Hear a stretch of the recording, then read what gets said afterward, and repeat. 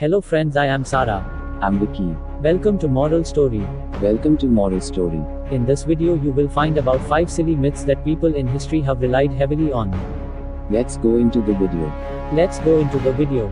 Patagonian giants. One of the stories of the Aborigines in Patagonia in South America in the 1520s has been widely circulated for 200 years by historians.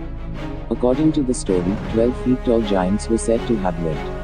The story has long been believed to be true. Commodore John Byrne traveled around the world aboard the HMS and returned to London in 1766. After researching the stories and finding them to be a hoax, he published the story as a hoax on May 9, 1766 in the journal Gentleman. The news was later published in several newspapers and newspapers. In it, a group of indigenous people also told stories about giant men 9 feet tall. Then the matter became more controversial. 7 years later, John Byron's full travelogue was published. In it, Byrne says he saw the tallest man and his total height was 6 feet 6 inches.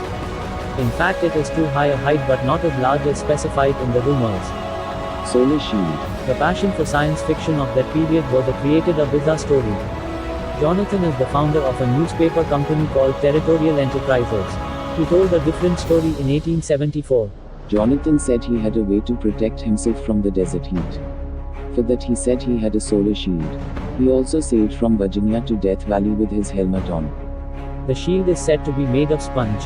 One of the ingredients was to keep his body cool. A day later Jonathan was found frozen in shock. A foot-long piece of ice hung from his nose. Newspapers around the world published Jonathan's solar armor story. But it was later proved that it was the work of his colleague Don the Quill. Origin of Formosa. Most Europeans did not know much about Asian culture in the early 18th century. Thus the Europeans were deceived into believing the strange stories told about Asia. In it, the story of a fairy man from the land of Formosa spread among the Europeans. He was said to be an extraordinary man and to have strange habits. He had blonde hair and white skin. He was also said to have spoken Dutch-like language. However, they never saw the people of Formosa, now Taiwan. He spoke in an unknown language. He had uncooked meat, sat upright in a chair and slept. He worshipped the sun and the moon as gods. He was baptized in Scotland and moved to England under the name George Samaneza. There he was famously admired. He later authored a book, History of the Land of Formosa. Princess Caribou. The British are subject to another event 100 years after the story of George Salman. The 3rd of April 1817 a beautiful woman came to the small town of Badamsbury. The woman was known as a woman from another country. She spoke a new language that no one knew. She was wearing a twisted shawl.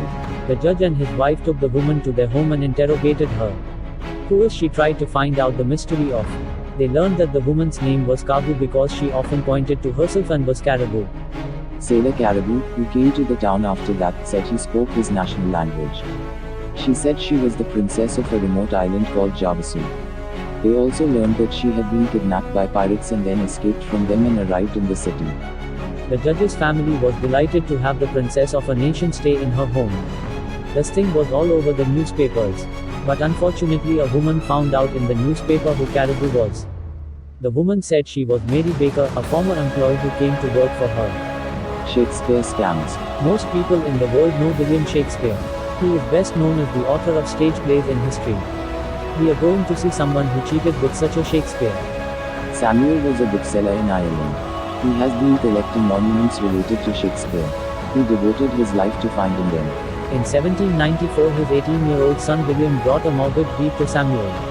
William worked in the law office. He said he found the mortgage deed from some estate documents. Samuel was overjoyed. He never thought about William after that, and it was said that the mortgage was written between Shakespeare and his co-star John Hemmings. 3 stories by William Bodikon, son of William Shakespeare. He sent 3 stories to the press. Those stories are very popular. They were staged with famous actors. But after a while it became clear that they were all lies and that they were all Samuel's own stories. It was admitted by his son William. Thanks for watching. Thanks for watching.